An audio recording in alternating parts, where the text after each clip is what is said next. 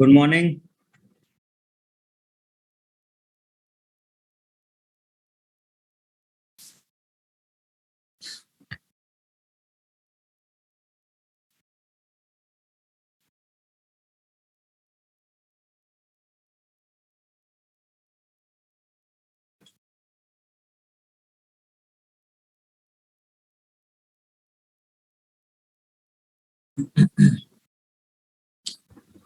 तो हम लोग बात करते, कल नेटवर्क का थोड़ा इशू था, उसी को हम बढ़ाते हैं, पीछे वाला। देखिए, पहला वाला टॉपिक हो चुका है हम लोग का, ये हम डिटेल में डिस्कस कर चुके हैं आपसे। ठीक है, स्थिति एवं विस्तार, जिसमें हमने भारत के बारे में कुछ चीजें बताई थी। ठीक है, और ये हमने व्हाट्सएप पे भी आपको शेयर कर दिया है। ठीक है, मैप थियरी भी हो चुकी है इसकी, मैप में भी इसका जो लोकेशन है वो आप देख सकते हैं। हम लोग का जो टॉपिक था वो दूसरा टॉपिक था, भारत के भू आकृतिक प्रदेश, यानी भारत को किस तरह से बांटा गया है, कैसे क्षेत्रों में बांटा गया है। आज ही शुरू कर रहे हैं, वो कल वाला जो था वो हम आज पढ़ा रहे हैं, क्योंकि कल नेटवर्क इशू था, तो हम वहीं से शुरू कर रहे हैं आपका। तो कल हम यही शुरू कर रहे थे, भारत के भू आकृतिक प्रदेश। ठीक है, कि भारत को कैसे बांटा कैसे गया है, तो वो क्षेत्र दिखाए गए हैं। देखो, जो ऊपर का एरिया है हमारा, वो पर्वतीय क्षेत्र कहलाता है। तो भारत को मुख्यतः इन भागों में बांटा गया, ये पर्वतीय क्षेत्र है। ये जो लाइन बनी हुई है,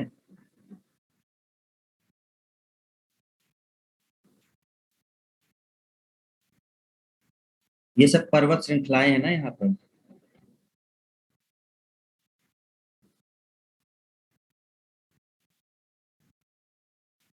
भारत का पर्वतीय क्षेत्र,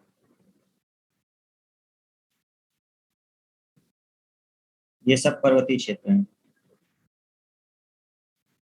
जिधर आपको हिमालय वगैरह देखने को मिलेंगे, एवरेस्ट, कंचनजंगा, ये सब हमको देखने को मिलेगा। इसके ऊपर का हम लोग ले रहे हैं।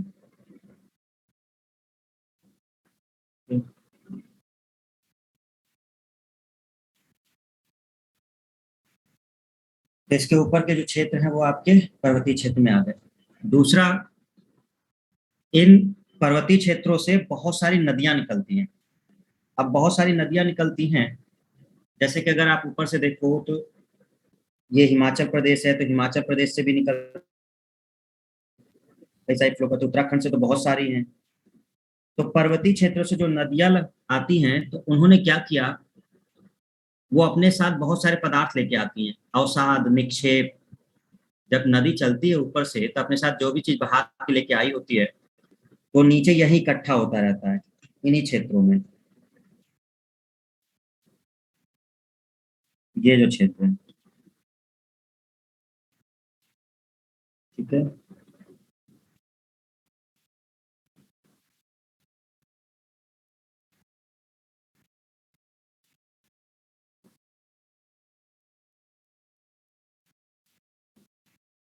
यहाँ पर भी है, इधर भी इकट्ठा होता है।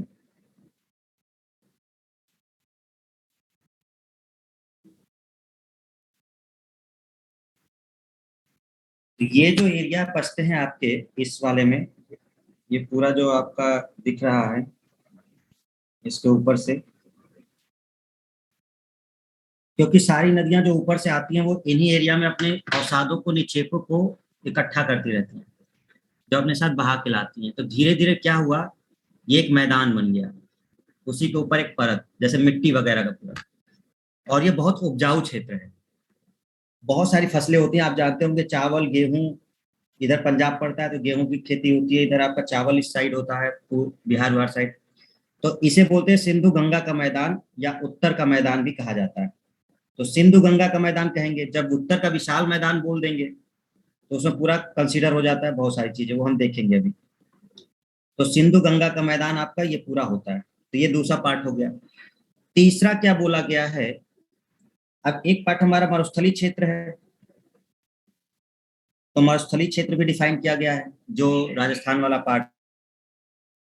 सबसे ज्यादा अगर आप नीचे देखें, नीचे पार्ट में, तो इसे बोलते हैं प्रायद्वीपीय भारत। यहाँ से नीचे से लेकर के ये जो पूरा जा रहा है, ये सब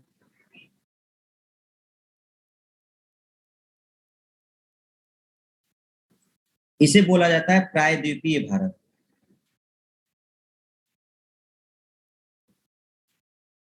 प्रायद्वीपीय भारत में भी दो हैं। एक पड़ता है आपका दक्कन का पठार, नीचे ये दक्कन का पठार कहलाता है। जो अगर आप मैप देखें तो महाराष्ट्र से होके जा रहा है, तो इसके नीचे का जितना पोर्शन है ये सब दक्कन का पठार कहलाता है।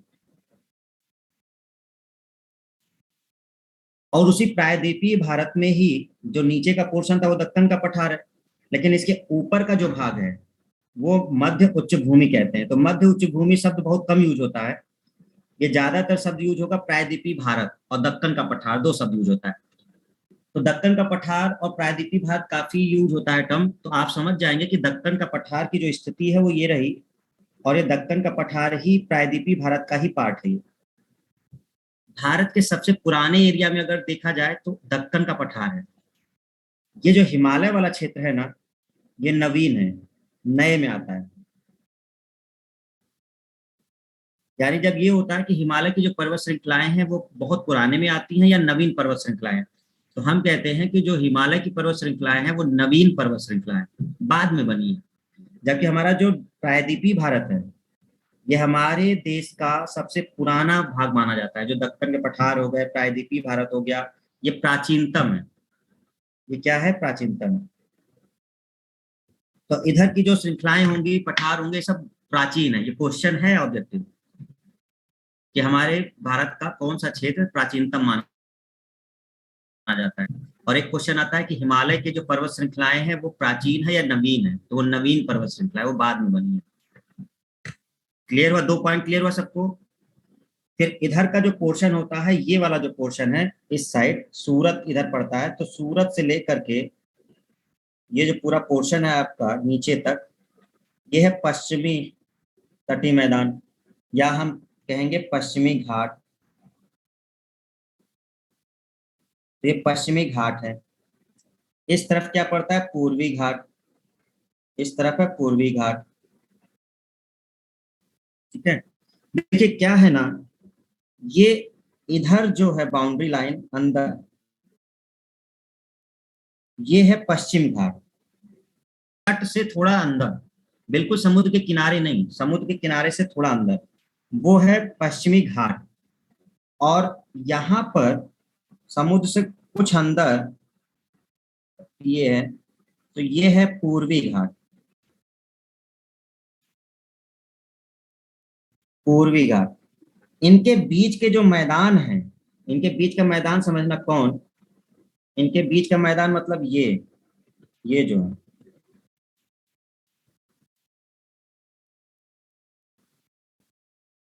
ये जो एरिया हुआ, या फिर इधर वाला जो एरिया हुआ,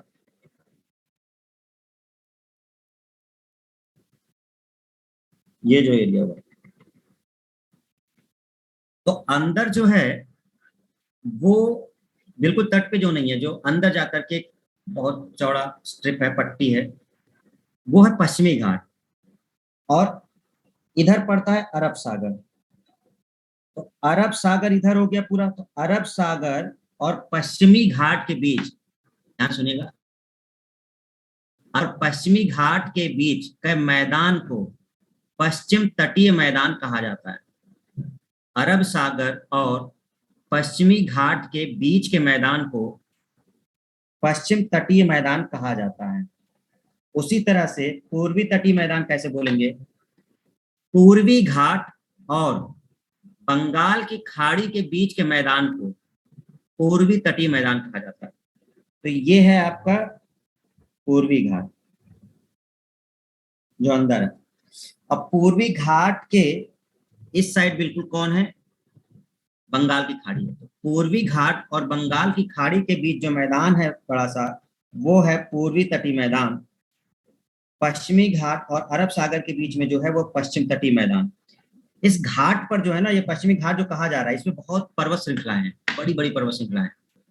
अन्ना मलाई की पहाड़ियां हैं, नल्ला मलाई इधर पड़ेगा पूरब की तरफ, ठीक है, कार्डमम पहाड़ियां हैं, और ऊपर जाओगे तो आपको कई सारी मिलेंगी, हरिश्चंद्र की पहाड़ियां मिलेंगी। ठीक है ना। तो इस तरह से ये डिफाइन किया गया है। तो ये जो पूरा क्षेत्र है, ये हमने आपको कोशिश की समझाने की। तो अगर हम आपसे पूछें कि भारत के भू आकृतिक प्रदेश यानी कि इसको कितने भागों में बांटा गया है, तो मुख्यतः 4 भाग हैं। भारत के भू आकृतिक प्रदेश में मुख्यतः 4 भाग हैं। पहला क्या है? पर्वतीय क्षेत्र। उत्तर का जो पर्वतीय क्षेत्र है वो है ये वाला। दूसरा क्या है? विशाल मैदान। उत्तर का विशाल मैदान।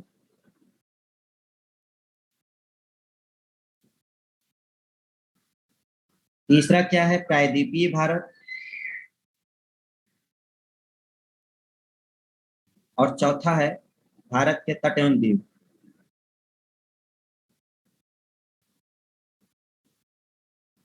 क्या हमारी बात ये समझ में आई स्टूडेंट्स?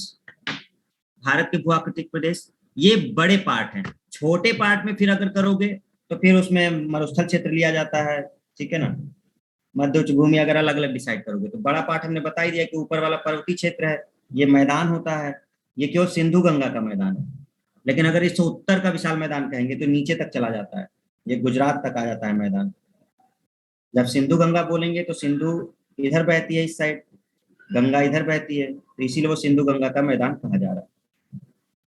तो भारत के भू आकृतिक प्रदेश में 4 जो है वो मेन है, ठीक है, समझ गए। तो ऊपर का जो क्षेत्र पड़ेगा वो कहलाएगा पर्वतीय क्षेत्र। वहां से जो नदियां आएंगी वो अपने जलोढ़ निक्षेप लेकर आएंगी, और वो जलोढ़ निक्षेप से नीचे निर्मित करेंगी, तो उसे बोलेंगे उत्तर का विशाल मैदान। और नीचे जो पड़ता है दक्षिण की तरफ उसे बोलते हैं दक्षिण पठार या प्रायद्वीपीय भारत। और फिर प्रायद्वीपीय भारत को जब कंसीडर करते हैं तो 2 नाम आते हैं, एक दक्कन का पठार जो नीचे पड़ता है, और ऊपर जो पड़ता है वो आपका मध्य भूमि, दोनों मिलकर बनते हैं प्रायद्वीपीय भारत। भारत का सबसे पुराना अगर क्षेत्र कहा जाए तो प्रायद्वीपीय भारत है, नीचे वाला पार्ट ज्यादा पुराना है। इसी में कुछ अरावली की पर्वत श्रृंखलाएं भी आते हैं इस तरफ राजस्थान में। अरावली की पर्वत श्रृंखलाएं होती है, पहाड़ी बहुत पुरानी है अरावली पर्वत श्रृंखला। तो प्रायद्वीपीय भारत का पार्ट। यहाँ पर जो कुछ लिखा है बस वो हम समझा देते हैं थोड़ा सा, जिससे आपको चीजें क्लियर रहें। देखो, ये वाली लाइन की बात हम पीछे कर चुके हैं। जब आप इस मैप को देखोगे तो आपको हमने ये वाली लाइन के बारे में बताया हुआ है। ये वाली जो लाइन, भारत की जो मानक रेखा है, इंडियन स्टैंडर्ड टाइम, वो किससे डिसाइड की जाती है? और इसकी स्थिति क्या है? 82.5 डिग्री पूर्वी देशांतर। ये हम कॉन्सेप्ट अच्छे से पीछे बता चुके हैं। तो 82.5 डिग्री पूर्वी देशांतर पे लाई करती है। कहाँ से होती जाती है? तो प्रयागराज जो है अपना, वहां पे जगह पड़ती है नैनी। तो प्रयागराज के नैनी से होते हुए मिर्जापुर की तरफ निकल जाती है। नीचे मिर्जापुर पड़ता है, तो मिर्जापुर से होते हुए फिर ये आगे जाती है। तो पहले ये रहती है रेखा यूपी में, फिर ये कहाँ चली जाती है? एमपी में। एमपी से कहाँ जाती है? छत्तीसगढ़ में। छत्तीसगढ़ से नीचे कहाँ जाती है? उड़ीसा में। और फिर जाती है आंध्र प्रदेश में। 5 राज्यों को कट करते हुए हमारी मानक रेखा निकलती है। यूपी, एमपी, छत्तीसगढ़, उड़ीसा और आंध्र प्रदेश। हमारी मानक रेखा का जो टाइम है वो ग्रीनविच मेरिडियन लाइन से 5.5 घंटे आगे है, जीएमटी से 5:30 आवर्स आगे। जीएमटी क्या थी? ग्रीनविच मेरिडियन टाइम, वो लंदन से जो रेखा जाती है। तो अगर लंदन की तरफ कोई टाइम हो रहा है तो हमारे भारत में फिर 5.5 घंटे का गैप आएगा। और वो जैसे वहां अगर 5 बज रहा है तो यहाँ पे 10:30 बजेगा, वहां पर 1 बज रहा है तो यहाँ 6:30 बजेगा, मतलब इस तरह का गैप आएगा। वही लिखा हुआ है।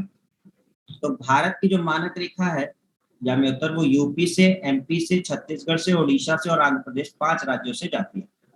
कर्क रेखा हम पीछे बता चुके हैं, ये 8 राज्यों से जाती है, आप इस मैप में देख सकते हैं। ये वाली जो रेखा है वो कर्क रेखा है, अब तक ये सब याद हो चुका होगा।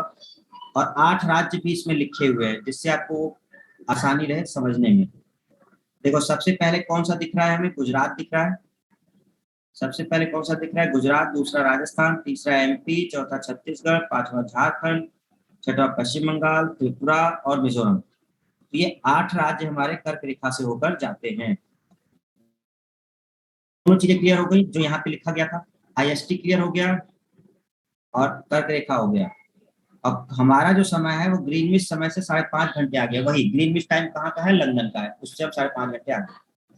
यहाँ पर जो एक और चीज लिखी हुई है देखिए, बंदरगाह के बारे में बताया गया। आज के डेट में प्रेजेंट सिनेरियो अगर बताएं तो प्रेजेंट सिनेरियो में 13 बड़े बंदरगाह हैं। रिसेंट के डाटा में अगर देखें तो 13 बड़े बंदरगाह हैं, 13 बड़े बंदरगाह हैं। और छोटे छोटे तो बहुत सारे बंदरगाह, छोटे छोटे बंदरगाह तो बहुत सारे हैं, लगभग 139 40 के आसपास है, 139 से भी ज्यादा। तो हमें सब नहीं पढ़ना होता, हमारे एग्जाम के लिए जो इम्पोर्टेंट है वो क्या है। तो सबसे पहले पश्चिम घाट के अगर देखते हैं आप, अभी हमने थोड़ी देर पहले पश्चिम घाट समझाया, तो पश्चिम घाट ये रहा इस साइड का। अब आप देखें कि इस तरफ कौन कौन से राज्य पड़ते हैं, तो देखो ये गुजरात है, गुजरात पड़ रहा है, महाराष्ट्र पड़ रहा है, कर्नाटक पड़ रहा है, गोवा पड़ता है यहाँ पे, और इधर पड़ता है केरल। यानी सबसे पहले हम ये देखेंगे कि इन राज्यों में कौन सबसे इंपॉर्टेंट बंदरगाह है। तो आप जब इसको देखते हैं तो सबसे इंपॉर्टेंट बंदरगाह में सबसे पहले शुरू करते हैं, यहाँ से आपका गुजरात से कर सकते हो शुरू, गुजरात ऊपर से। तो गुजरात में कांडला मुंड्रा सिक्का, कांडला मुंड्रा मुंड्रा कांडला सिक्का, ओखा, एक और इसमें आता है ओखा भी आता है, ओखा बंदरगाह बहुत फेमस है, जिसमें से कांडला और मुंड्रा तो बहुत ज्यादा फेमस है। कांडला और मुंड्रा जब आप अपने मैप को देखोगे ना तो यहाँ पर ये आसपास दिख जाएंगे, भाई समुद्र के किनारे ये बंदरगाह दिख जाएंगे। बंदरगाह क्या है, जो जल के पोत आते हैं या जहाज पानी के से जो सामान आता है, मटीरियल आता है, तो इन बंदरगाहों पे वो जहाज पहुंचते हैं और वहां से फिर उनको उतार लिया जाता है। तो समुद्र के किनारे ज्यादातर मिलेंगे। तो गुजरात में 3 फेमस है, मुंड्रा, कांडला और सिक्का। महाराष्ट्र में कौन फेमस है, देखो महाराष्ट्र नीचे आओगे तो इधर पे जो है तो मुंबई खुद एक बड़ा बंदरगाह है, ये मुंबई है, तो मुंबई खुद एक बड़ा बंदरगाह है। इसके अलावा जंजीरा है, जंजीरा, ध्यान रखिएगा जलजीरा नहीं होगा, जंजीरा होगा, ठीक है। और फिर है जवाहरलाल नेहरू, जवाहरलाल नेहरू। एक और पोर्ट इसमें कभी कभी पूछ लेता है, दिघी नाम का बंदरगाह है, दिघी, दिघी बंदरगाह। तो मुंबई के जो फेमस पोर्ट है वो है आपके जो महाराष्ट्र के, मुंबई खुद है। इसके अलावा आप अगर देखोगे तो जंजीरा है, और कौन सा है आपका, जवाहरलाल नेहरू। उडप्पी में कौन सा है, उडप्पी एक जगह पड़ती है कर्नाटक में, तो कर्नाटक नीचे साइड इधर, तो उडप्पी और न्यू मंगलौर, ये समुद्र तट के किनारे ही पड़ते हैं आपके, कहाँ पे, कर्नाटक में। तो आपका ये कहलाता है कर्नाटक के बंदरगाह, उडप्पी और न्यू मंगलौर। गोवा में एक बंदरगाह जो फेमस है, जो मतलब बड़े बंदरगाह में आता है, मुर्मुगांव, क्या है, मुर्मुगांव। और जो केरल में है वो कोचीन, कोचीन तो फेमस है ये। यानी हमने क्या समझा स्टूडेंट्स, जो पश्चिम की घाट के हमारे बंदरगाह हैं या पश्चिम की तरफ के बंदरगाह हैं, उसमें गुजरात के हमने 2-3 आपको बताया, 3 के 4 बता दिए। एक आपको बताया मुंड्रा, दूसरा बताया कांडला, तीसरा बताया आपको हमने सिक्का, और चौथा बनाया ओखा। महाराष्ट्र में कौन कौन से है, मुंबई है, जंजीरा है, जवाहरलाल नेहरू है, और दिघी है। भारत का सबसे बड़ा कंटेनर पोर्ट पर उतरते हैं, भारत का सबसे बड़ा कंटेनर पोर्ट, तो भारत का सबसे बड़ा कंटेनर पोर्ट कहां पर है, जवाहरलाल नेहरू पोर्ट को ही भारत का सबसे बड़ा कंटेनर पोर्ट कहते हैं, और ये महाराष्ट्र में है,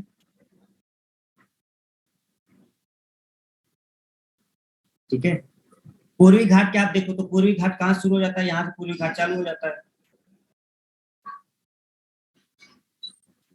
अब अगर आप राज्य देखो तो तमिलनाडु मिल जाएगा, आंध्र प्रदेश, ओडिशा, दिख रहा है सभी को, हेलो। देखिए पूर्वी घाट की जब हम बात कर रहे हैं तो पूर्वी घाट में यहाँ पर ये पूर्वी घाट है, तो इस तरह के प्रमुख बंदरगाह कहाँ मिलेंगे, इन राज्यों में मिलेंगे। पश्चिम बंगाल में मिलेगा, उड़ीसा में मिलेगा, फिर और नीचे आओगे तो आंध्र प्रदेश में मिल जाएगा, और नीचे आओगे तो तमिलनाडु मिल जाएगा। तो इसीलिए जब आप यहाँ देखेंगे कि पश्चिम बंगाल का प्रमुख बंदरगाह कौन सा है, तो हल्दिया। हल्दिया। अच्छा, पश्चिम बंगाल में ही एक नाम से और है, कोलकाता बंदरगाह।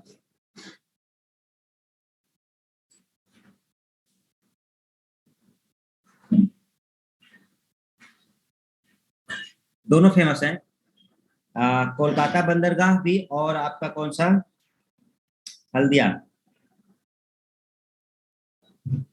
कोलकाता बंदरगाह सबसे बड़ा कंटेनर पोर्ट।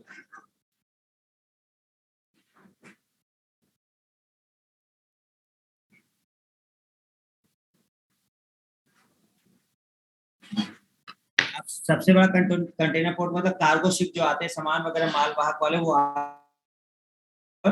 रुकते हैं। तो ये इस तरह से सबसे बड़ा कंटेनर, नहीं सॉरी, सबसे बड़ा कंटेनर पोर्ट नहीं, सबसे बड़ा कंटेनर पोर्ट तो उधर होगा, नदी बंदरगाह, ये शब्द गलत है।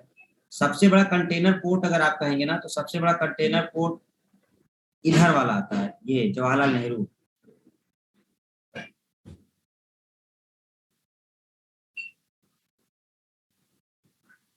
पश्चिम बंगाल में एक खुद मतलब ये रहता है, तो जवाहरलाल नेहरू पोर्ट जो आपका है वो है सबसे बड़ा कंटेनर, जहां पर माल वगैरह हो के आते हैं, तो ये सबसे बड़ा होता है कंटेनर पोर्ट। ठीक है, महाराष्ट्र। सब नदी पोर्ट किसे कहते हैं, जब ये पूछेगा नदी पोर्ट कौन है, तो नदी पोर्ट, नदी कौन सी है, हुगली नदी, इसी के किनारे एक शहर बसा है, कोलकाता।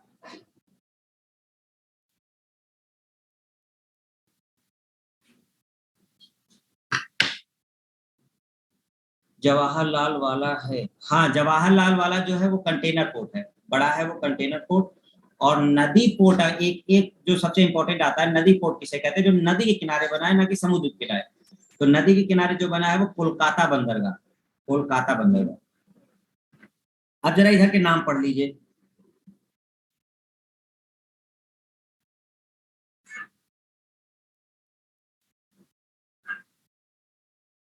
तमिलनाडु में कौन सा, न्यू तूतीकोरिन, एन्नौर। उड़ीसा में कौन सा है, पारादीप। पश्चिम बंगाल में हल्दिया और कोलकाता। तो इस तरह से तो छोटी छोटी चीजें आपके इसमें डिफाइन है। अगर हम आपसे पूछे गुजरात के बंदरगाह बताइए, तो गुजरात के बंदरगाह बताएंगे। चलो अब हम कुछ पूछते हैं जल्दी जल्दी, तो सामने आओ जरा सभी, देख देख के पूछेंगे ना। छुप जाते हैं सब, तुरंत छुप जाते हैं, छुपे रहो तुम लोग।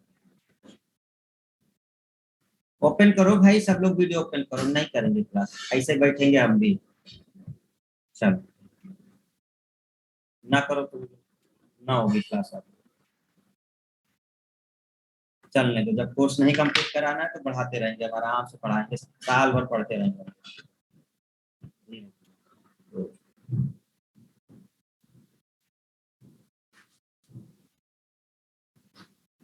तो आने लगे रंग बिरंगे चेहरे, आधे तो जगे होंगे, आधे निपट चुके होंगे।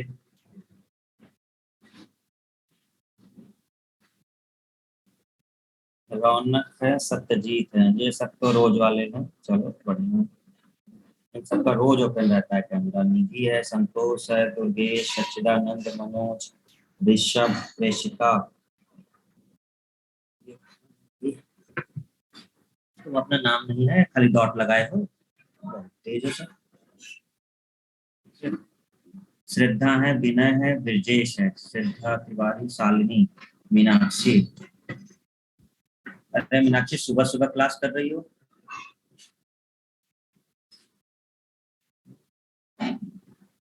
रिंकी, इरफान, ब्रजेश, सूरज मौर्य, संध्या, रजनी, शिवरतन, अमित, हिमांगी।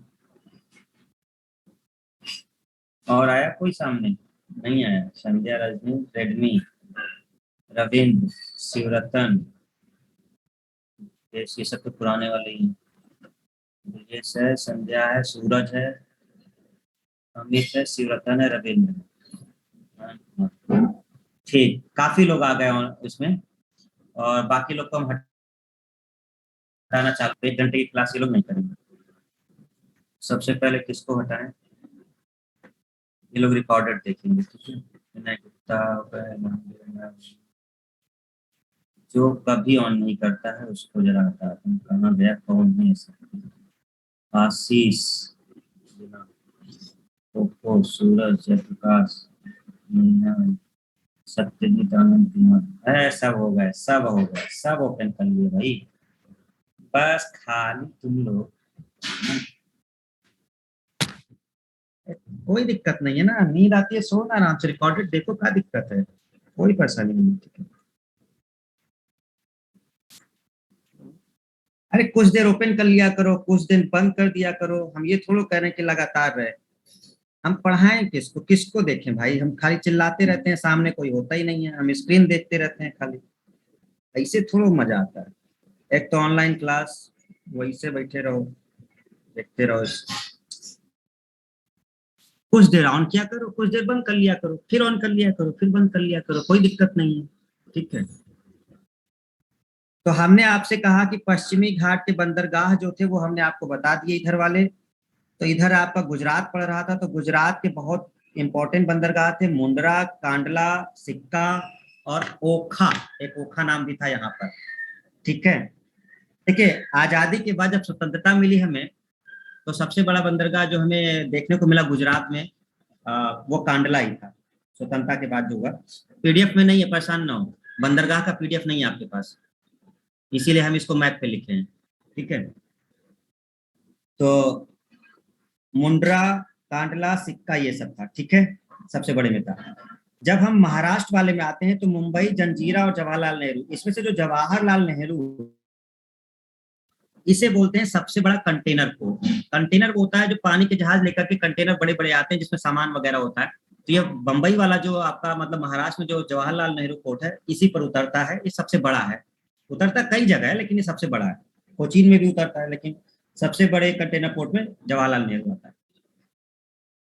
देखो, एक टफ नहीं है, ये स्थान है। अब आपको उस राज्य का स्थान ही नहीं पता तो आप क्या करें। अब कोचीन आएगा, कोचीन बंदरगाह, तो अगर आपको यही नहीं पता कि कोचीन केरल में, तो क्या मतलब।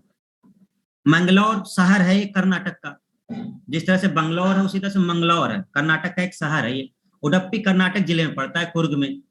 तो उडप्पी खुद एक जगह का नाम है, शहर है उडप्पी। तो ये दो करना, अगर आपको जगह पता है कि ये इस राज्य में, तो आपको आंसर आ जाएगा।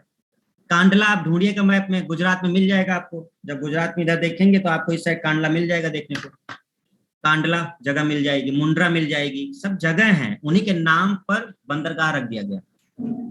अब जैसे मुंबई, अब मुंबई खुद है, तो मुंबई ये है, तो मुंबई का जो पोर्ट है वो मुंबई के उस पे है। मुंबई कहाँ बसा है? सालसेट द्वीप पर, एक द्वीप पर है ये, उस द्वीप का नाम है सालसेट द्वीप, ये मुंबई है। तो कहा जाता है कि मुंबई और थाने कौन से द्वीप पर है? सालसेट द्वीप। ये हम पीछे पढ़ा चुके हैं, जिसमें हमने आपको ये पढ़ाया था अरब सागर के द्वीप, देखिएगा पुरानी वाली क्लास, तो उसमें ये बताया है सालसेट द्वीप, एलिफेंटा द्वीप, उसके बाद आपका इधर लक्षद्वीप बताया था, वो सब चीजें, ठीक है। पूरब वाले में हम लोगों ने देख लिया, तो पूरब वाले में देखो कौन है, तमिलनाडु से शुरू होता है, तो तमिलनाडु में न्यू तूतीकोरिन, न्यू तूतीकोरिन जगह का नाम है, इधर नीचे पड़ता है, तो न्यू तूतीकोरिन तमिलनाडु में पड़ता है। एन्नौर, ये एक जिला है आपके तमिलनाडु का, एन्नौर, और वहीं पर वो बंदरगाह बना दिया गया है, तो उसे कहते हैं एन्नौर बंदरगाह, न्यू तूतीकोरिन बंदरगाह। ऊपर आओगे उड़ीसा में, अच्छा आंध्र प्रदेश का इसमें लिखा है कि नहीं? नहीं लिखा। देखो आंध्र प्रदेश में भी एक बंदरगाह है जो काफी फेमस है आंध्र प्रदेश में, वो है विशाखापट्टनम, विशाखापट्टनम, बहुत बड़ा बंदरगाह ये भी है काफी, और बहुत सुरक्षित है। हमारे नेवी का जो कमांड सेंटर है पूरब का, वो विशाखापट्टनम में ही है। तो जो नौसेना है हमारी, उसका कमांड सेंटर विशाखापट्टनम में ही है। तो आंध्र प्रदेश में ये विशाखापट्टनम वाला पोर्ट पड़ता है। ऊपर जब जाओगे उड़ीसा में, तो पारादीप पड़ेगा, इधर वाला आपका कौन सा पड़ेगा? पारादीप।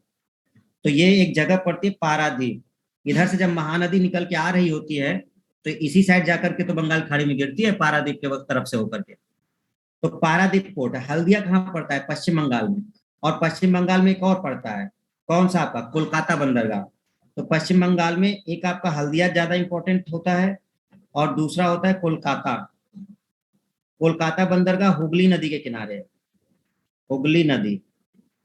बाकी सब समुद्र के किनारे हैं, लेकिन जो यहाँ पश्चिम बंगाल में है वो हुगली नदी के किनारे है। इसीलिए क्वेश्चन ये बहुत इंपॉर्टेंट हो जाता है, कौन सा बंदरगाह नदी बंदरगाह बोला जाता है जो नदी के किनारे है, तो वो है कोलकाता बंदरगाह। किस बंदरगाह को कृत्रिम बंदरगाह कहते हैं? आर्टिफिशियल, पूरी तरह से बनाया गया है वहां पे। जैसे ऐसा कोई एरिया नहीं था जमीन वाला, उसको तैयार किया गया है, जमीन जल के अंदर काफी अंदर तक पानी है, तैयार करके फिर उसको किया गया। तो चेन्नई वाला है कृत्रिम बंदरगाह, कौन है? चेन्नई बंदरगाह, तमिलनाडु में ही पड़ता है। तो तमिलनाडु में जब आप देखोगे तो तमिलनाडु में आपके दो तीन हो गए, तीन मेन हो गए तमिलनाडु में। तमिलनाडु में एक हो गया एन्नौर, एक हो गया न्यू तूतीकोरिन, और यहाँ पर एक हो गया चेन्नई बंदरगाह। चेन्नई पोर्ट है वही कृत्रिम है, ये कृत्रिम बंदरगाह, उसको तैयार किया गया है। ठीक है, बाकी सब में ऐसी संभावनाएं थी तो नेचुरल तरीके से बनाया गया, बस थोड़ा सा हमने उसको मेंटेन कर दिया था। इसको हमने पूरी तरह से तैयार किया है। ठीक है। अच्छा, आ, कौन सा ऐसा बंदरगाह जो भूमि में काफी अंदर तक बना हुआ है?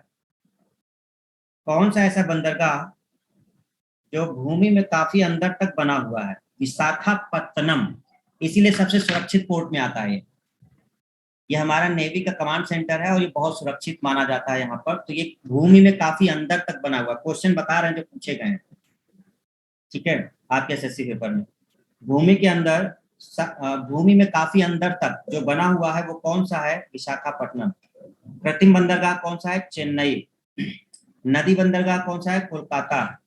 सबसे बड़ा कंटेनर पोर्ट कौन है? जवाहरलाल नेहरू। ठीक है, स्वतंत्रता के बाद जो बड़ा बंदरगाह गुजरात में देखने को मिला, कांडला। ठीक है ना, ये कुछ मेन मेन है।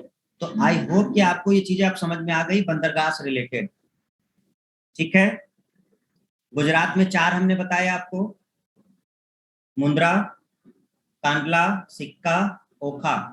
महाराष्ट्र में हमने आपको बताया मुंबई, जवाहरलाल नेहरू, जंजीरा और दिग्गी। दिग्गी भी तो बताया था, दिग्गी बंदरगाह, दिग्गी बंदरगाह। ठीक है, गोवा में हमने एक आपको बताया, मुर्मुगांव। ठीक है, मुर्मुगांव गोवा में एक आपको मेन याद रखना है। इसका मतलब ये नहीं कि इतने ही हैं, ये मेन बता रहे हैं, बताए तो छोटे छोटे 139 पोर्ट है। तो अब इसके बाद अगर हम आगे चलेंगे कर्नाटक में, तो दो मेन जगह है उसी के नाम पर है। एक कौन सा है? कर्नाटक में मंगलौर शहर भी है, और उडप्पी कर्नाटक में ही पड़ता है, दोनों जिले, और वो पोर्ट भी हैं। केरल में जाओगे तो कोचीन पड़ेगा। तमिलनाडु में तीन बताया, न्यू तूतीकोरिन, एन्नौर और चेन्नई। और चेन्नई वाले में ही आपका मरीना बीच है, तो बहुत सबसे बड़ा बीच आता है देश का, और विश्व में दूसरा सबसे बड़ा बीच है। ठीक है ना, पहला आपका बाहर है, दूसरा सबसे बड़ा बीच मरीना है, भारत का सबसे बड़ा है। फिर आगे जब ऊपर बढ़ोगे आप आंध्र प्रदेश में, तो विशाखापट्टनम का पोर्ट पड़ता है। उड़ीसा में पहुंचोगे तो पारादीप पड़ेगा, और पश्चिम बंगाल में पहुंचोगे तो कोलकाता और हल्दिया। हल्दिया तक पता है ना, ये प्रयागराज से होकर के वाटरवे जाता है, NH2, सॉरी NH कह रहे हैं, वाटरवे टू, वाटरवे टू, नदी जलमार्ग, नदी जलमार्ग। तो नदी जलमार्ग ये आपका यहीं प्रयागराज से इधर से होते हुए ये पूरा जाता है यहाँ तक, हल्दिया तक इधर ही से जाता है, यहाँ से होते हुए नदी जलमार्ग ये पूरा हल्दिया तक जाता है। अब तो खैर बनारस भी शामिल हो गया है, पीछे बनारस को भी शामिल कर लिया गया है। तो यहाँ से पूरा हम लोग ये जाते हैं यहाँ आपका हल्दिया तक, वो है वाटरवे टू। चलिए आप बताइए वाटरवे वन कौन सा है? राष्ट्रीय जलीय मार्ग वन, राष्ट्रीय जलीय मार्ग वन कौन सा है?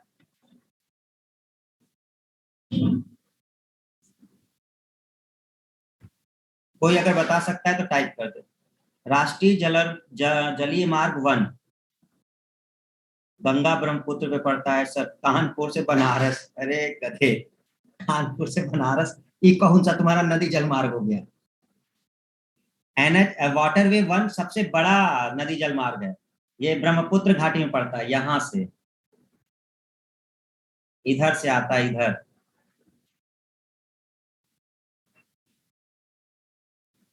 इधर आता है, ये पड़ता है सादिया,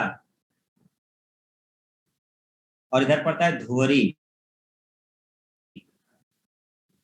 धुबरी असम से। तो सादिया और धुबरी के बीच ब्रह्मपुत्र नदी पर, सादिया से धुबरी के बीच, सादिया आपका अरुणाचल प्रदेश में पड़ता है, तो सादिया अरुणाचल प्रदेश में पड़ता है, यहाँ से सादिया से होकर धुबरी असम के पास ये पड़ता है। वाटरवे वन, राष्ट्रीय जलमार्ग, जैसे राष्ट्रीय मार्ग है ना, NH1 नेशनल हाईवे वगैरह होता है, वैसे जल है। तो जो राष्ट्रीय जलमार्ग वन है वो सादिया से धुबरी तक है। सादिया पड़ता है अरुणाचल प्रदेश में, धुबरी पड़ता है असम।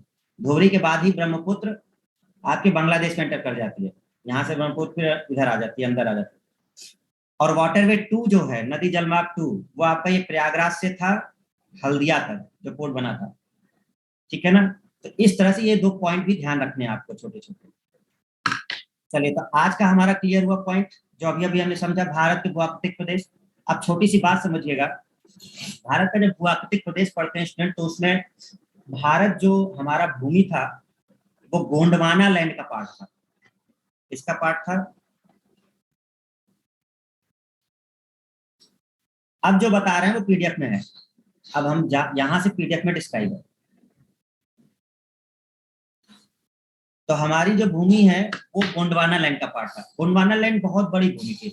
विश्व का जब आप मानचित्र देखेंगे तो विश्व के मानचित्र में जो ऑस्ट्रेलिया पड़ता है, ऑस्ट्रेलिया, भारत, दक्षिण अमेरिका, अफ्रीका, ये पूरा जो क्षेत्र था ये गोंडवाना लैंड का पार्ट था।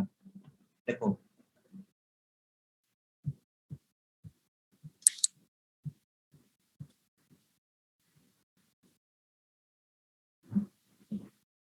जैसे इधर से अगर हम इसको अलग कर लें, भारत इधर ऊपर है,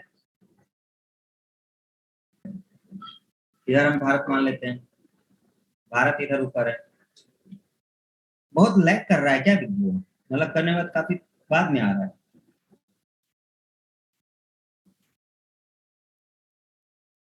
तो भारत इधर है, ऑस्ट्रेलिया हमारे इस साइड, ऑस्ट्रेलिया है आपका, ठीक है। फिर अफ्रीका वगैरह पड़ता है, फिर आपका, हम एक पूरे ग्लोब को दिखा रहे हैं, अभी हम लाइन को ध्यान नहीं दे रहे हैं। तो ये अफ्रीका वगैरह का पड़ गया, इधर दक्षिण अमेरिका वगैरह पड़ गया, इस दक्षिण अमेरिका का पार्ट पड़ता है, ये अफ्रीका का पार्ट इधर पड़ जाता है, इधर पड़ जाता है। कोई और मैप है तो हम वो दिखा दे जरा। है,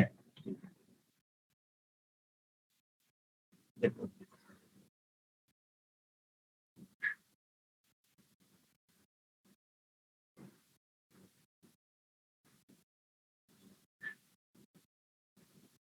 ये सब गोंडवाना लैंड का पार्ट था।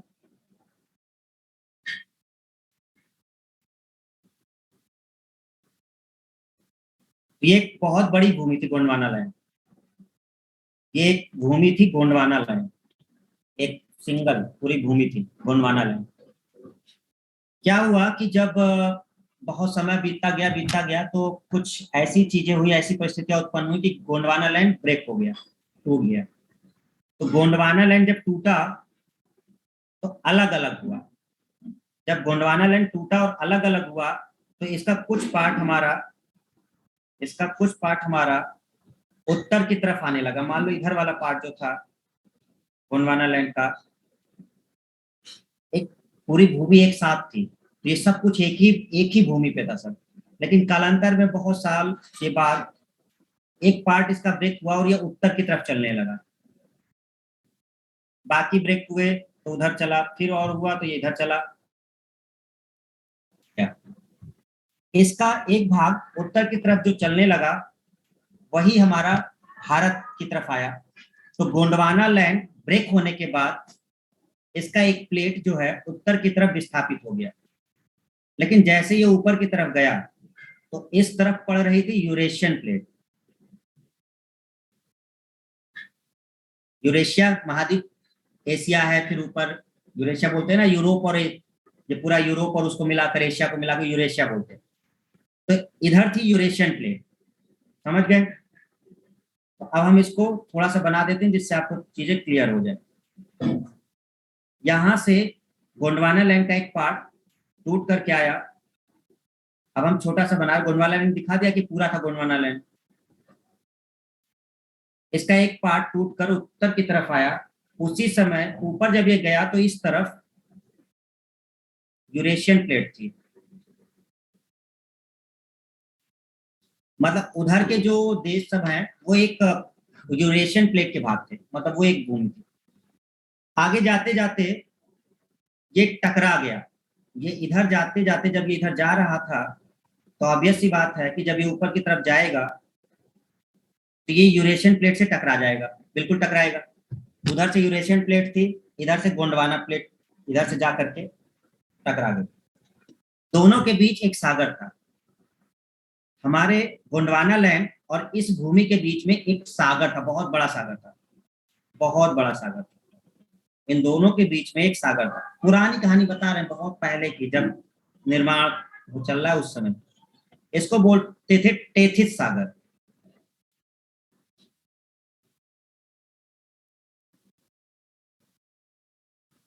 तो यूरेशियन प्लेट और गोंडवाना लैंड के बीच में एक सागर था बहुत बड़ा, जिसको बोलते थे टेथिस सागर।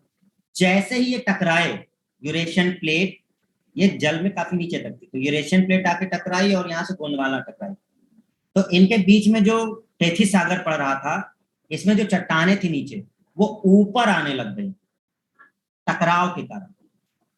तो जैसे जैसे टकराती गई तो उनके सागर में, टेथिस सागर में जो चट्टाने थी, पर्वत श्रृंखलाएं थी, वो ऊपर आ गई और ये ऊपर आकर के एक पहाड़ का रूप ले ली, पर्वत का रूप ले ली, जिसे कहा जाता है हिमालय पर्वत श्रृंखला। तो हिमालय पर्वत श्रृंखला का निर्माण किस चीज का रीजन है? दो प्लेटों के टकराने का कारण है। जब गोंडवाना लैंड उत्तर की तरफ जा रही थी तो वो यूरेशियन प्लेट से टकरा गई, तो टेथिस सागर में जो मौजूद थी चीजें वो ऊपर की तरफ आ गई, और वही है हिमालय पर्वत श्रृंखला। तो हिमालय पर्वत श्रृंखला नवीन श्रृंखला है, ठीक है, क्लियर है? नवीन श्रृंखला, क्योंकि ये बाद में आया। और जो हमारा ये गोंडवाना लैंड यहाँ पे पहुंचा, तो गोंडवाना लैंड जो हमारा यहाँ पहुंचा, तो ये जो पूरा पार्ट है भारत का, ये किसका कहा जाएगा?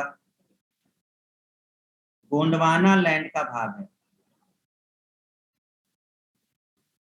तो भारत हमारा गोंडवाना लैंड का ही पार्ट था। तो ये जो नीचे वाला पार्ट है, क्योंकि ऊपर की तरफ तो हिमालय है, भाई समझो, देखो ये श्रृंखला जो है इधर वाली, ये तो हिमालय है, इधर ऊपर नहीं जाते ज्यादा। हम अगला मैप दिखा दे रहे हैं जिससे आपको चीजें क्लियर हो। ये जो पूरा है नीचे से लेकर शिवालिक से लेकर, शिवालिक श्रेणी से लेकर ये पूरा भाग हिमालय का है। और ये कब निर्माण हुआ है? जब दोनों प्लेट टकराई हैं, तो इसीलिए इसको नवीन कहा जाता है, बाद में आई है। लेकिन ये जमीन पहले से ही थी। और किसका पार्ट थी ये? गोंडवाना लैंड का पार्ट थी। तो ये गोंडवाना लैंड का पार्ट थी। तो ये प्लेट, ये जमीन आगे जा रही थी और उधर यूरेशियन प्लेट थी इस तरफ, भारत के बीच में सागर था, टेथिस सागर। तो ये गोंडवाना लैंड टकरा गई इससे। तो अगर हम आपसे पूछेंगे कि गोंडवाना लैंड ज्यादा, यानी कि प्रायद्वीपीय भारत ज्यादा पुराना है या हिमालय श्रृंखलाएं ज्यादा पुरानी है, कौन ज्यादा पुराना हुआ? प्रायद्वीपीय ज्यादा पुराना हुआ, क्योंकि ऑलरेडी गोंडवाना लैंड का ही पार्ट था ये, और ऊपर आकर के टकराए थे, तो हिमालय बाद में आए। इसीलिए हिमालय पर्वत श्रृंखला को नवीन पर्वत श्रृंखला कहते हैं, नई, बाद में आई है। और प्रायद्वीपीय भारत हमारे देश का सबसे पुराना भाग है, प्राचीनतम भाग प्रायद्वीपीय भारत है हमारा, जो पहले से ही था, ठीक है ना? तो ये पूरा पार्ट हमारा पुराने उसमें आता है। अब आपको शायद ये पॉइंट क्लियर हो गया जो हम बात करने की कोशिश कर रहे थे आपसे। तो प्रायद्वीपीय भारत क्लियर हो गया सबको? तो ये पार्ट हमारा सबसे पुराना। अच्छा, अब अगर इसमें कभी कोई ऑप्शन दे, क्या करता है क्वेश्चन? तीन चार ऑप्शन दे देता है। हिमालय दे देता है, अरावली पर्वत श्रृंखला दे देगा, अरावली राजस्थान की तरफ पड़ता है इधर, अरावली पर्वत श्रृंखला जो प्रायद्वीपीय भारत का ही पार्ट है, अरावली पड़ती है, ठीक है। और कोई दे दिया, सपोज हिमालय दे दिया है, अरावली दे दिया है, इधर इसने कुछ और पहाड़ियां, मीजो पहाड़ियां दे दी, इधर की गिर पहाड़ी दे दी, और कहा कि सबसे पुरानी पहाड़ी कौन है, तो प्रायद्वीपीय भारत का जो पार्ट होगा, ये प्रायद्वीपीय भारत का पार्ट, ये पूरा प्रायद्वीपीय भारत का पार्ट, और ये बना आपका गोंडवाना लैंड, ज्यादातर आपको गोंडवाना लैंड देखने को मिला और बहुत पुराना। इसका मतलब सबसे पुरानी पर्वत श्रृंखला है अरावली। देश की सबसे प्राचीनतम पर्वत श्रृंखला अरावली की पर्वत श्रेणी है, जो राजस्थान, गुजरात, दिल्ली, गुजरात से चल करके दिल्ली तक पूरी 800 किलोमीटर की श्रृंखला है ये। भारत की सबसे प्राचीनतम श्रृंखला कौन? अरावली। नवीन कौन सी श्रृंखला? हिमालय। नीचे की जितनी पर्वत श्रृंखलाएं हैं, नीचे जो भी नाम हम लेंगे इधर, वो हिमालय से पुरानी है, ध्यान रखिएगा। नीचे जो भी नाम हम लेंगे इस साइड, वो सब हिमालय से पुरानी होंगी, क्योंकि यही प्लेट पहले आकर के इधर टकराई थी। Okay, clear everyone? ठीक है, क्या हमारी बात समझ में आई? आई या नहीं आई? आई। चलो जरा आपका पीडीएफ पढ़ लेते हैं, थोड़ा सा पीडीएफ पढ़ लेते हैं।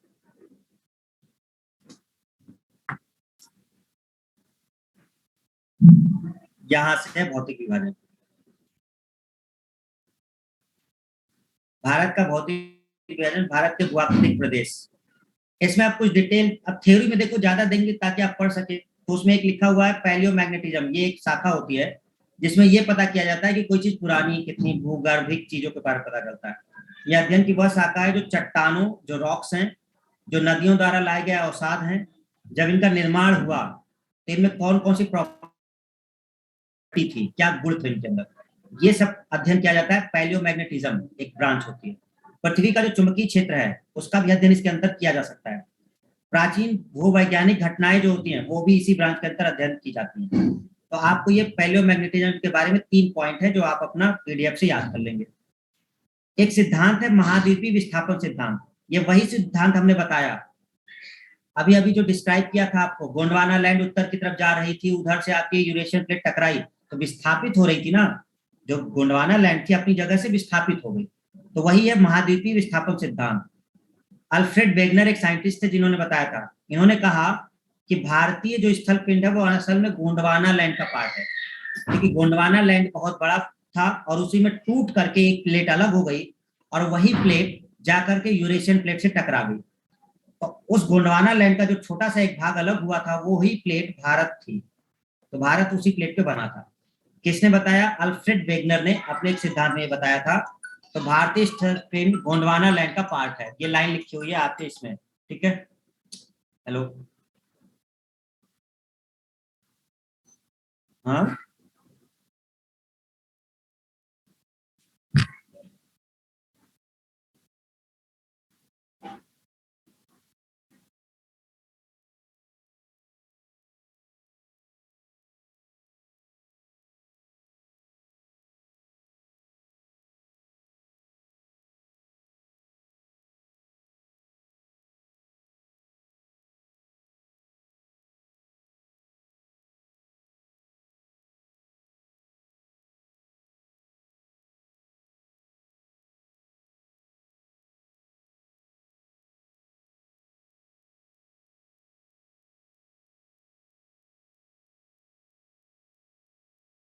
ओके, ठीक है स्टूडेंट्स। अब यहाँ नीचे जो लाइन लिखी है यही सब हम समझा चुके ऊपर। गोंडवाना जो भूभाग था वो उस पर कौन कौन था? भारत था, ऑस्ट्रेलिया था, अफ्रीका था, दक्षिण अमेरिका था और अंटार्कटिका का पूरा क्षेत्र, ये सब गोंडवाना लैंड का पार्ट है। जिससे एक प्लेट अलग हो गई, भारत इधर आ गई, दूसरी प्लेट अलग हो गई, ऑस्ट्रेलिया नीचे चला गया, तीसरी प्लेट टूट करके अफ्रीका बन गई, अगला प्लेट टूट करके दक्षिण अमेरिका बन गया और नीचे की जो प्लेट चली गई वो अंटार्कटिका बन गई। सब पहले एक ही प्लेट थी, समय के हिसाब से ब्रेक होती गई और अपना शिफ्ट होती गई। वही सिद्धांत है महाद्वीपीय विस्थापन सिद्धांत, जिससे अलग अलग महाद्वीप देखने को मिले, जिसको बताया अल्फ्रेड वेगनर ने। तो भारत गोंडवाना लैंड का ही भाग है क्योंकि इसी से अलग हुआ। ये सब पढ़ने की जरूरत नहीं है, आप नहीं पढ़ सकते हो तब भी चल जाएगा, ठीक है ना।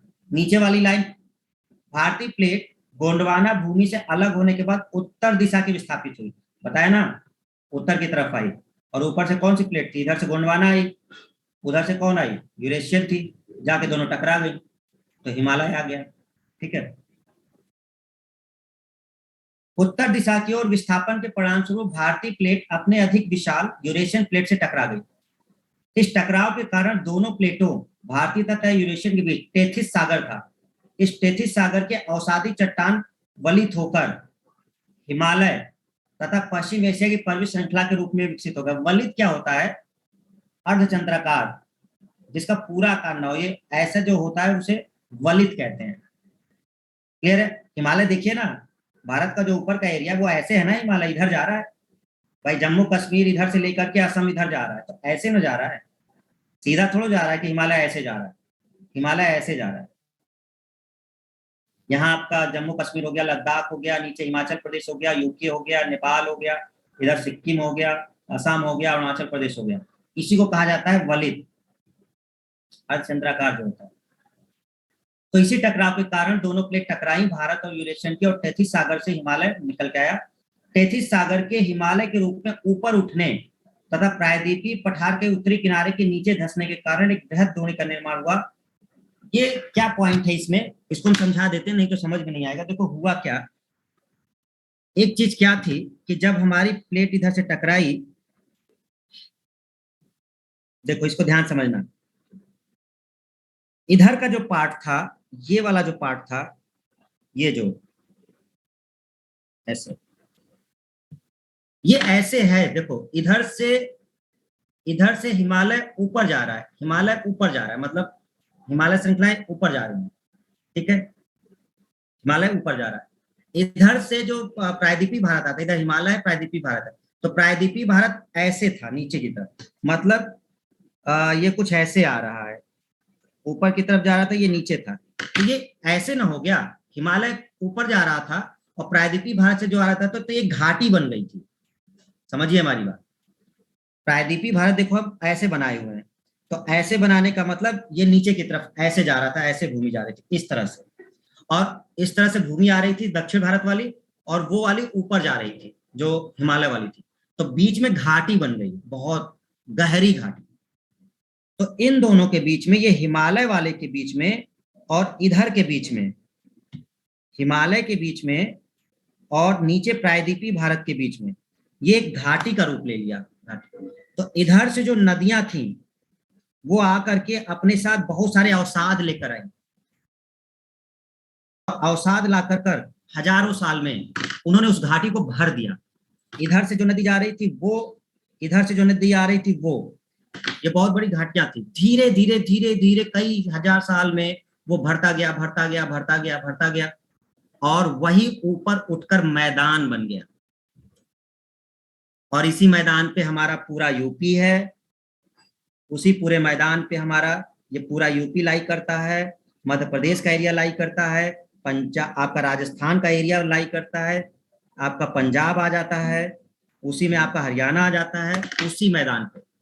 ये पहले एक घाटी थी जिसको द्रोणी बोलते थे, नदी बेसिन, हिमालय उठता गया, दक्षिण भारत नीचे चला, पठार नीचे चलता गया, लेकिन नदियां हजारों साल में अपने साथ लाते लाते उसको भर दी पूरा, और ये पूरा मैदान बन गया, जिसे कहा जाता है उत्तर का विशाल मैदान, जिस पर आज हमारा यूपी, बिहार, झारखंड, एमपी का उत्तर का एरिया, पूरा पंजाब, हरियाणा, इसी पर बिछा हुआ है। समझ गए, उसी चीज को कहा गया है। तो वही शब्द उन्होंने यूज किया है जो थ्योरी में लिखा जाता है, तो वो शब्द वहां पे बताया जाता है। टेथिस सागर के हिमालय के रूप में ऊपर उठने, ये ऊपर जा रहा था, प्रायद्वीपीय भारत के किनारे नीचे धंसने के कारण, एक तरफ ऊपर उठ रहा था, यहाँ का किनारा नीचे धंस रहा था, तो एक वृहद द्रोणी, इसको रिवर बेसिन कहते हैं, वही घाटी बन, मतलब गहरा बन गया वो।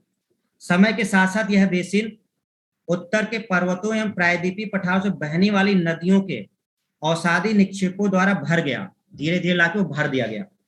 और जलोढ़ निक्षेप, आपने सुना होगा, जलोढ़ मिट्टी सुना है, जलोढ़ मिट्टी, जलोढ़ मिट्टी सुना है। जलोढ़ मिट्टी वो मिट्टी होती है जो नदियों के जल के द्वारा लाए गए अवसादों से बनी होती है।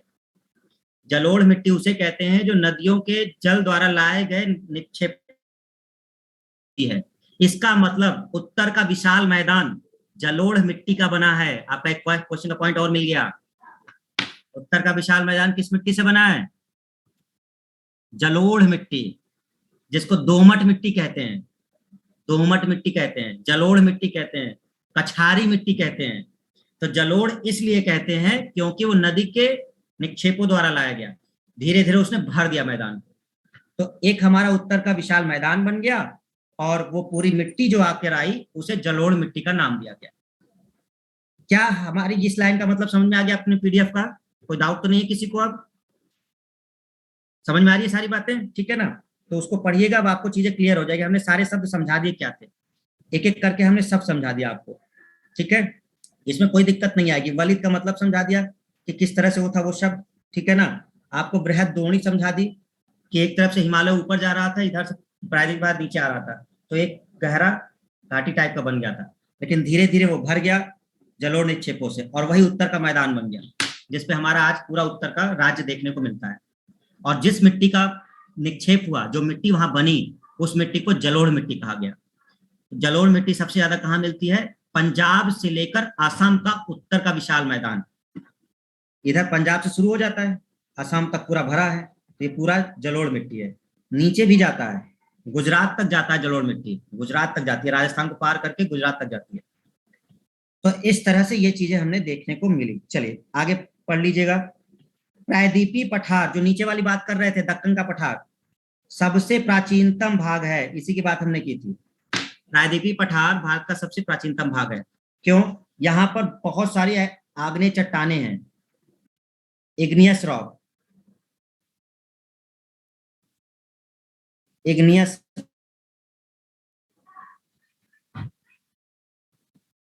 रूपांतरित हैं, मेटामॉर्फिक। भारत का दक्षिणी पठार ज्यादातर इन पठारों, इस चट्टानों का बना है। किसका?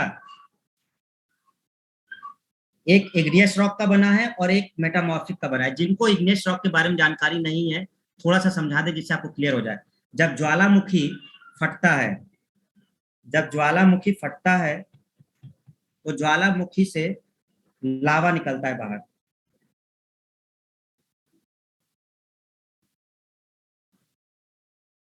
ज्वालामुखी जब फटता है तो ज्वालामुखी से लावा बाहर निकलता है। कुछ समय बाद ये लावा इसके अगल बगल के एरिया में इकट्ठा हो जाता है। ये लावा निकल करके इकट्ठा होने लगता है और एक पहाड़ का रूप लेने लगता है, चट्टान का रूप। ये लावा बाहर आ जाता है और ये एक चट्टान का रूप लेने लगता है।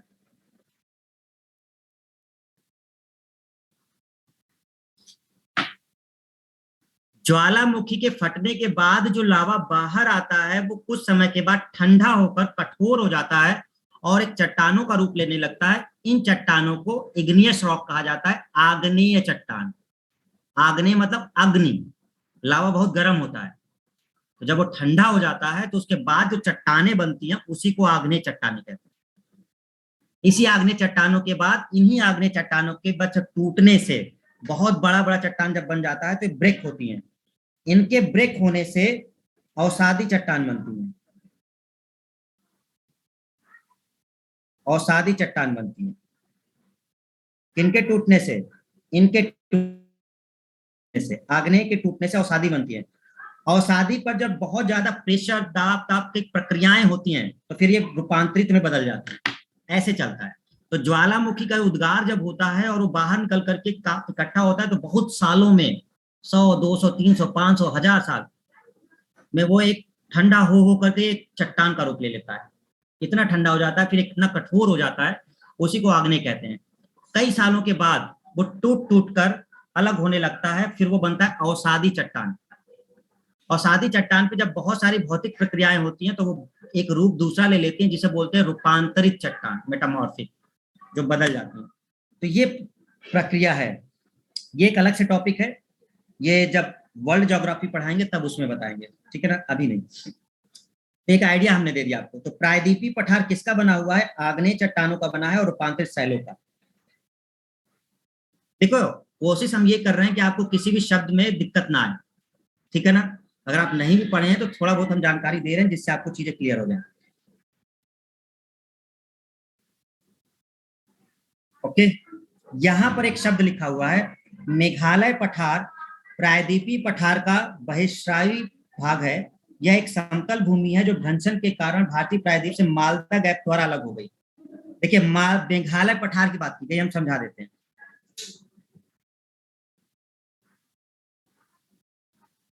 ये जो पूरा एरिया था स्टूडेंट हमारा, ये वाला,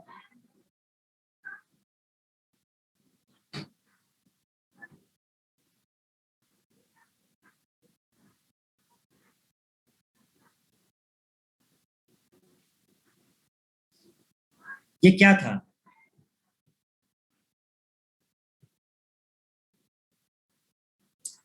प्रायद्वीपीय भारत था।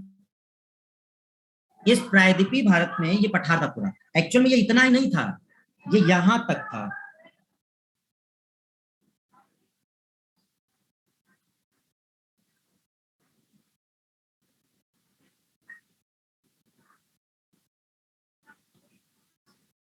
ये सब प्रायद्वीपीय पठार का भाग था, ये सब प्रायद्वीपीय पठार था, सब कुछ प्रायद्वीपीय पठार का ही भाग था। प्रायद्वीपीय पठार हम यहाँ पे लेके चल रहे हैं, पर्वत श्रृंखला जो यहाँ है, तो ये सब कुछ था। लेकिन धीरे धीरे समय बीतता गया, समय बीतता गया, तो यहाँ पर पश्चिम बंगाल में एक जगह पड़ती है, ये पश्चिम बंगाल और बांग्लादेश की तरफ, इधर बिल्कुल मालदा। वैसे यहाँ पे पश्चिम बंगाल में ही वो चीज आ जाती है, मालदा। यहाँ पर कुछ ऐसी भौतिक प्रक्रियाएं हुई कि ये ब्रेक हो गया। तो ये जैसे ही ब्रेक हुआ तो इधर का क्षेत्र अलग हो गया और इधर का एक अलग बन गया, इधर का एक अलग पठार हो गया। तो इस पठार को कहा गया मेघालय पठार।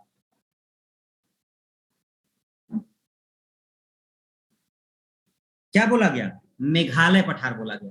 तो एक्चुअल में मेघालय पठार किसका भाग था?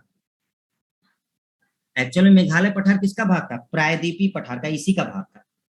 लेकिन बीच में मालदा वाली जगह पर, मालदा, मालदा पश्चिम बंगाल पड़ता है, मालदा गैप, एक गैप बना दिया, तोड़ दिया उसने, एक बीच में जगह हो गई, आधा इधर हो गया, आधा उधर हो गया। तो मालदा गैप ने क्या किया, इसको ब्रेक किया और मेघालय पठार इधर चला गया और इधर ये हो गया। तो वही पूछा गया है, वही पॉइंट है कि मेघालय पठार एक्चुअल में किसका पार्ट था। तो मेघालय पठार एक्चुअल में प्रायद्वीपीय पठार का भाग था, लेकिन मालदा गैप एक जगह हो गई, वहां से वो ब्रेक हो गया और मेघालय पठार उधर चला गया, मेघालय जगह के नाम की वजह है, और प्रायद्वीपीय भारत इधर हो गया। ये है मेन पॉइंट, ठीक है। आई होप कि अब आपको ये पॉइंट क्लियर हो गया होगा। अब आते हैं हम लोग इसमें, ये सब उतना मतलब नहीं है। यहां से हमने आपको शुरू किया था मैप में। भारत को 4 प्राकृतिक प्रदेशों में बांटा गया है। पहला पर्वतीय क्षेत्र, दूसरा विशाल मैदान, प्रायद्वीपीय पठार, और तट एवं द्वीप। तट वही जो नीचे वाले हैं, पश्चिम और पूरब, और द्वीप लक्षद्वीप, अंडमान। ये इसके अतिरिक्त भारत को छोटे छोटे क्रम में, असल में ये उतना ही आपको नहीं पूछा जाता, आपके लिए ऑब्जेक्टिव में ये आता है।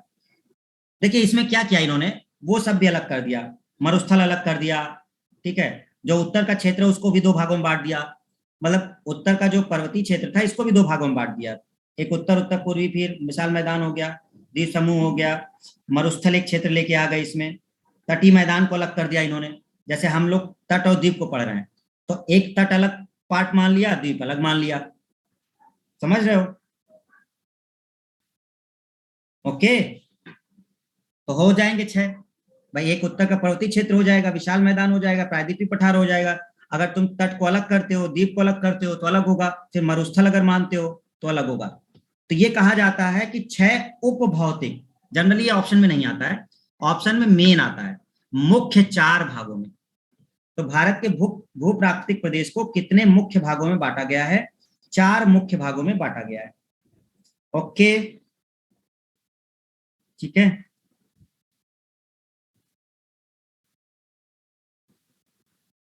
ये सब उतना इंपॉर्टेंट नहीं है, यहां से इंपॉर्टेंट है ये वाले पेज।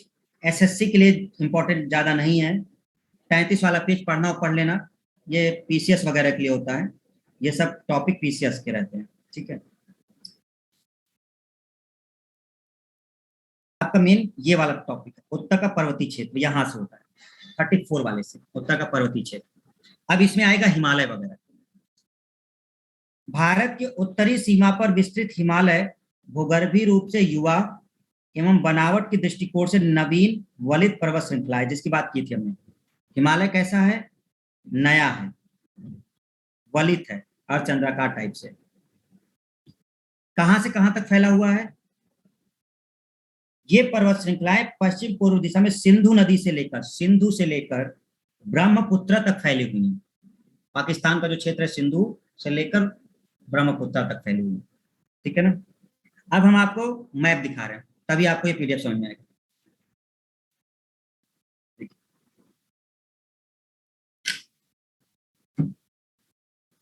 भारत की पर्वत श्रृंखला,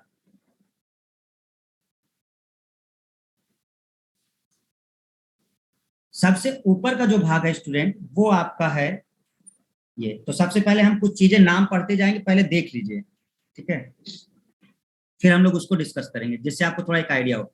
मैप रखिए, मैप बनाइए, प्रैक्टिस करिए, व्हाट्सएप पे हम शेयर कर चुके हैं। इससे क्या फायदा होगा, आपको बार बार थ्योरी नहीं देखनी पड़ती है, मैप आपको याद हो जाता है।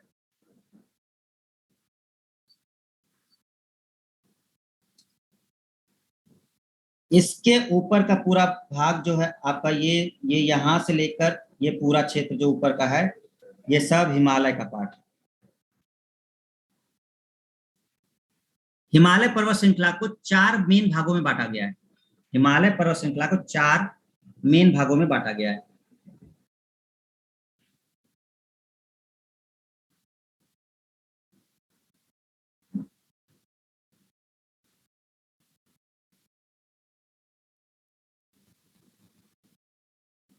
हिमालय पर्वत श्रृंखला को 4 मेन भागों में बांटा गया है। पहला ट्रांस हिमालय, दूसरा महान हिमालय या बृहत हिमालय, तीसरा लघु हिमालय, और चौथा शिवालिक श्रेणी। क्रम से है बिल्कुल। सबसे ऊपर वाला, ये जो सबसे ऊपर वाला पार्ट है, ये वाला जिसमें कराकोरम आता है, कराकोरम की पर्वत श्रृंखला जो आती है, लद्दाख जो आती है, जास्कर जो आती है, ये तीनों पर्वत श्रृंखलाएं ट्रांस हिमालय का पार्ट है। तो जास्कर श्रेणी से लेकर ये वाला पार्ट देखिए, हम बता दे रहे हैं, ये बृहत हिमालय है, देखो यहां लिखा है बृहत हिमालय। इसके ऊपर का जितना भाग है, इसके ऊपर का जितना भाग है, वो सब ट्रांस हिमालय है। इवन कैलाश पर्वत श्रेणी भी ट्रांस हिमालय में पड़ती है। तो हिमालय को 4 मेन भागों में बांटा गया है, हिमालय पर्वत श्रृंखला को। सबसे पहला है ट्रांस हिमालय, सबसे ऊपर का क्षेत्र ट्रांस हिमालय कहलाता है। कौन कौन आता है? ऊपर से शुरू करिए, कराकोरम आती है, जास्कर श्रेणी आती है, लद्दाख श्रेणी आती है, और कैलाश पर्वत श्रृंखला। ये सब ट्रांस हिमालय का पार्ट हैं, ये सब ट्रांस हिमालय का पार्ट हैं। कराकोरम, लद्दाख, जास्कर। दूसरा स्टूडेंट, अगर आपको ऑब्जेक्टिव पेपर का क्वेश्चन बनाना है, आपको क्रम से याद करना होगा। सबसे ऊपर कौन है? ऊपर नीचे नहीं, बिल्कुल एग्जैक्ट। सबसे ऊपर कराकोरम है तो कराकोरम ही याद होनी चाहिए। उसके नीचे कौन है? लद्दाख है। उसके नीचे कौन है? जास्कर है। फिर पीर पंजाल है, धौलाधार है। एग्जैक्ट ऐसे ही मैप चाहिए। तो मैप देखकर केवल आप ऑब्जेक्टिव क्वेश्चन बना ले जाओगे, अगर मैप याद रहा तो पहला पार्ट है ट्रांस हिमालय, और ट्रांस हिमालय आपका तिब्बत का क्षेत्र ये सब पड़ता है, वो आ जाती है। तो लद्दाख, अच्छा, इवन आपकी जो पामीर की घाट है, पामीर पठार, वो भी ट्रांस हिमालय का पार्ट है। तो ट्रांस हिमालय में पामीर का पठार आता है, लद्दाख श्रेणी, जास्कर, कराकोरम, ये सब की सब। पामीर की पठार जो ऊपर साइड है, कराकोरम, लद्दाख, जास्कर, कैलाश, ये सारी की सारी पर्वत श्रेणी, इवन आपका कुनलुन वगैरह, ये सब, कुनलुन इधर पड़ती है, ये सब ट्रांस हिमालय का पार्ट है। तो ये पूरा लेकर के ट्रांस हिमालय हो गया। इसका मतलब जो केटू गॉडविन ऑस्टिन है, केटू भारत की सबसे ऊंची पर्वत चोटी, गॉडविन ऑस्टिन कराकोरम में जो पड़ती है, वो किसका भाग है? ट्रांस हिमालय का भाग है। भारत का सबसे ऊंचा, भारत की सबसे ऊंची पर्वत श्रेणी कौन? Godwin Austen. भारत की बता रहे हैं, क्योंकि एवरेस्ट भारत की नहीं है, नेपाल में पड़ती है, ठीक है ना, वो विश्व का है। तो भारत की सबसे ऊंची चोटी कौन है? गॉडविन ऑस्टिन, जिसको केटू के नाम से जाना जाता है, और ये 8,611 मीटर है। इस मैप में बहुत सारी इंफॉर्मेशन है, इस मैप को भी याद रखोगे तो आपके काम हो जाने हैं आराम से। तो और ये किस पर्वत श्रृंखला में पड़ती है? ये कोरम में पड़ती है। कराकोरम किस में पड़ता है? ट्रांस हिमालय में पड़ता है। पामीर पठार के पश्चिम साइड कौन सी श्रेणी है? हिंदुकुश पर्वत श्रेणी है, जिसका विस्तार अफगानिस्तान तक है, पाकिस्तान से लेकर के अफगानिस्तान तक है। इसके पूरब में तिब्बत साइड कौन सी श्रेणी है? तो तिब्बत साइड कुनलुन श्रेणी है, ये तिब्बत पड़ता है इधर। तिब्बत जो कि अब चाइना का पार्ट है, चीन, तिब्बत पे चाइना का अधिकार हो गया, तो अब ये चाइना ही समझ लो। तो कुनलुन श्रेणी इधर पड़ती है, और इसके इस साइड, पामीर के इस साइड हिंदुकुश पर्वत श्रेणी है, और बीच में इधर पामीर का पठार है, ठीक है। उसके नीचे हमारा कराकोरम पर्वत श्रेणी है, जिसमें एक बहुत ऊंची पर्वत श्रृंखला है, जिसे बोलते हैं गॉडविन ऑस्टिन K2, 8,611 मीटर की है, भारत की सबसे ऊंची पर्वत श्रृंखला। कराकोरम के ठीक नीचे लद्दाख श्रेणी पड़ती है, और लद्दाख श्रेणी में एक चोटी है। देखिए, अच्छा, एक कंफ्यूजन में मत आइएगा, जैसे क्या होता है ना, कई स्टूडेंट ये नहीं समझ पाते सर कि पर्वत बता रहे हैं फिर चोटी का नाम ले रहे हैं। समझिए जरा, देखिए क्या होता है, दोनों में अंतर क्या है। जैसे ये कुछ है,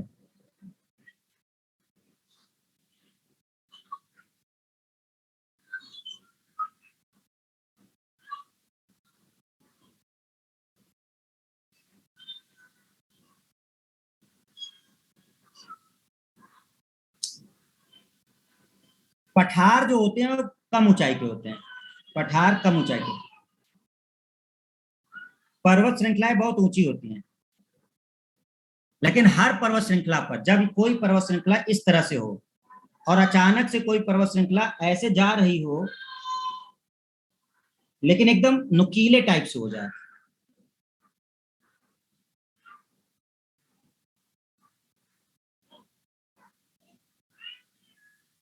तो ये चोटी बना लेती है, इसको शिखर बोलते हैं। यानी कि पहाड़ी या पर्वत जब शब्द यूज होता है, तो पहाड़ी पर्वत हो सकता है, हाइट के हिसाब से होता है, लगभग 1,000 मीटर के ऊपर, 1,000 मीटर के ऊपर जब आता है तो पहाड़ी का रूप होता है, 1,000 मीटर के ऊपर, और पर्वत या पहाड़ी कहा जाता है। जहां पर शिखर होगा, तो शिखर का मतलब होगा कि वो पर्वत श्रृंखला जो कहीं जाकर के एकदम नुकीली टाइप से हो जाती है, एकदम ऊंचाई पर जाकर नुकीली टाइप, तो वो शिखर कहलाती है। यानी हर पर्वत श्रृंखला पे जरूरी नहीं है कि चोटी ही हो, तो कोई ऐसी पहाड़ी होगी, पर्वत श्रृंखला होगी जिसको वो नुकीले टाइप से ऊपर आ जाता है, उसे पर्वत शिखर कहा जाता है। मतलब ये बहुत सारी है, ये बहुत सारी फैली हुई है, बहुत सारी फैली हुई, लेकिन यहाँ पर जो पर्वत श्रृंखला, यहाँ पे बहुत ऊंचाई पर जाकर एक पर्वत शिखर है, एकदम चोटी ऊपर में, और उसी का नाम है गॉडविन ऑस्टिन, एकदम ऊंचाई। कारगिल का युद्ध जब आपने देखा था तो पता था, जब सैनिक हमारे लड़ रहे थे तो उनको हर एक को टास्क दिया गया था अलग अलग चोटी को जीतने का। तो कोई कहता था मैं ये पर्वत श्रेणी जीतूंगा, इस चोटी पे मैंने अधिकार कर लिया, झंडा फहरा दिया। उनके नंबर हुआ करते थे, मैंने 8682 पर झंडा फहरा दिया है, मैंने 4245 पे झंडा फहरा दिया है, मैंने 3215 पे झंडा फहरा दिया है। मतलब पर्वत श्रृंखला बहुत लंबी थी वो, लद्दाख समथिंग, उस पर पर्वत चोटियां थी, पर्वत शिखर थे, उन पर्वत शिखर पे जाके बैठ गए थे वो सब, तो उन्हीं को जीतना था, तो वहां से मार के भगाना था, तो उनके कुछ नाम दिए गए थे, तो वो एकदम ऊंचाई पर जाकर के शिखर होते हैं, तो वही चीजें डिफाइन होती हैं। ओके, ऊपर की चीजें क्लियर। हिंदुकुश पर्वत श्रेणी इधर है, बीच में पामीर का पठार है, इस तरफ कुनलुन श्रेणी है जो चाइना की तरफ जा रही है, ये कराकोरम है। कराकोरम की सबसे ऊंची पर्वत श्रेणी जो आती है वो कौन है? गॉडविन ऑस्टिन है, जिसको K2 कहते हैं, 8,611 मीटर। ठीक कराकोरम के नीचे कौन है? लद्दाख श्रेणी है। इस लद्दाख में एक पर्वत है, लद्दाख श्रेणी बहुत लंबी है, वहां पर जो सबसे ऊंची पर्वत श्रेणी इधर आती है लद्दाख वाले नंगा पर्वत। लद्दाख पर्वत श्रेणी जो आती है बहुत लंबे तक, उसमें है नंगा पर्वत 8,126 मीटर। कैलाश पर्वत श्रेणी ट्रांस हिमालय का पार्ट है। तो यहां से हमने समझ लिया। तो हिमालय पर्वत श्रेणी को कितने भाग में बांटा गया स्टूडेंट? कितने भाग में? हिमालय पर्वत श्रृंखला को कितने भाग में बांटा गया है? हिमालय पर्वत श्रृंखला को कितने भाग में बांटा गया है? हिमालय पर्वत श्रृंखला को कितने भाग में बांटा गया है? 4। पहला कौन सा? ट्रांस हिमालय। दूसरा कौन सा? महान हिमालय, है ना? महान हिमालय ये लिखा हुआ है, यहाँ पढ़ लेना। महान हिमालय, जिसको वृहत हिमालय भी कहते हैं। तीसरा कौन सा? मध्य हिमालय। चौथा कौन सा? शिवालिक श्रेणी। एवरेस्ट कौन से हिमालय पार्ट में पड़ता है? महान हिमालय में, इस वाले में पड़ता है, ऊपर वाले में। ये रहा एवरेस्ट, महान हिमालय में पड़ता है। पीर पंजाल श्रेणी किस में पड़ती है? पीर पंजाल श्रेणी मध्य हिमालय में पड़ती है, नीचे वाले में। पीर पंजाल, धौलाधार, महाभारत, ये सब कहाँ पड़ती हैं? मध्य हिमालय में। और उसके नीचे कौन है? शिवालिक श्रेणी। मैप भी अगर याद रहा, क्वेश्चन धड़ाधड़ बनाओगे। तो आज हम इतना ही रखते हैं क्योंकि काफी हो गया है ना आज के लिए। तो हमने भू आकृतिक प्रदेश देखा, एक बार रिवाइज कर लीजिएगा। वीडियो हो सकता है कल अपलोड हो जाए, ठीक है। बाकी जितना हमने बताया है व्हाट्सएप पे हम शेयर किए भी हैं। थियरी पढ़ लीजिएगा और इसको तैयार करते हुए चलिए, सब चीजें क्लियर होती चली जाएंगी। नोट्स बनाना है, देख देख के आप नोट्स बना लीजिए, जैसे भी करना है करिए। तो ये वाला पार्ट हमारा क्लियर हो गया, भू आकृतिक प्रदेश। अब हम भू आकृतिक प्रदेश को डिटेल में देख रहे हैं, जिसमें से उसका एक पार्ट है हमारा पर्वत श्रृंखला या उत्तरी पर्वतीय क्षेत्र। पहले हम इसको डिस्कस करेंगे, जिसमें बहुत सारी चीजें आ जाएंगी, तब हम आगे बढ़ेंगे फिर। अब यहाँ पर हमें मेन देखना है, तो रूम पर जब टाइम मिले तो एक बार इस मैप को आप देख लीजिएगा, थोड़ा सा कोशिश करिएगा जिससे समझाते समय आसानी हो। Thank you everyone. जगे रहने के लिए आप सभी का धन्यवाद।